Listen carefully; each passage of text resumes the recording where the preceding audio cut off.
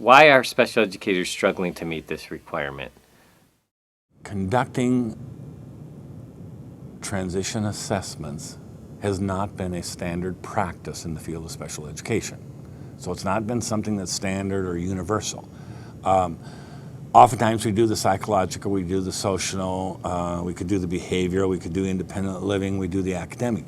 But not always consistently have we done any kind of career, vocational, life kinds of transition assessments. So one is it's somewhat new and it's not been universal. The second thing is that a majority, I won't say a majority, but many special education teachers are not aware of the various kinds of transition assessment instruments that are out there and how to use those instruments, whether they be formal or informal. Now, there's a wealth of information out there on age-appropriate transition assessments. If you were to go to, and I suggest people do this, to the NSTAC, the National Secondary Transition Technical Assistance Center website, which is nsttac.org, they can go there and they can click on Indicator 13, and then there's a section there on age-appropriate transition assessments. And a paper was written by Dr. Larry Cordering on what is a age-appropriate transition assessment and how do you conduct it and how do you use it.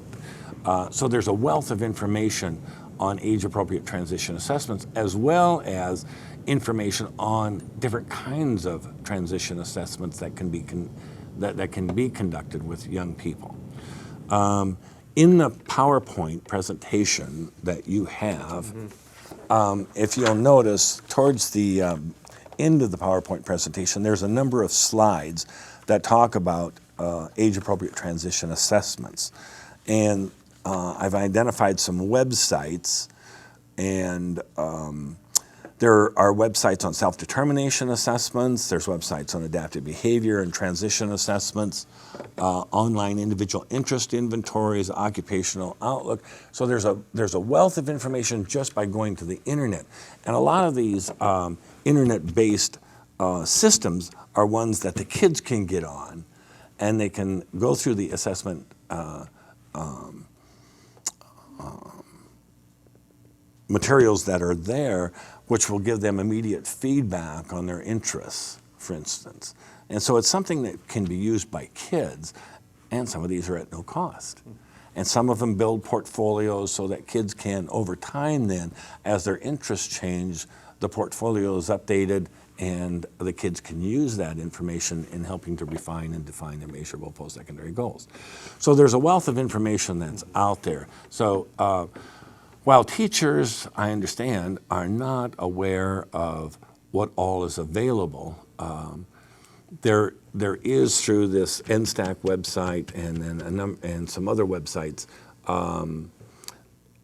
like I said, a wealth of information about instruments and about methodology and about some of the tools that can actually be used to help them in helping kids identify what it is that they're interested in.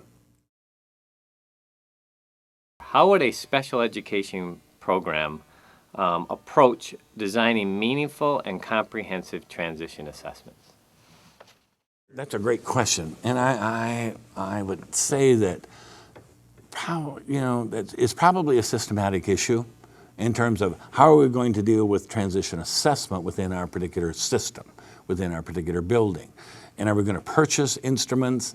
Are we going to look at online kinds of instruments? What kinds of information do we want to gather? How are we going to use that information with the students? And are we all on the same page about what it is that we're using?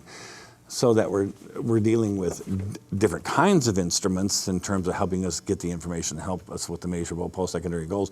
We're also talking about different disabilities and different disability levels. So there's a number of different instruments that are there based upon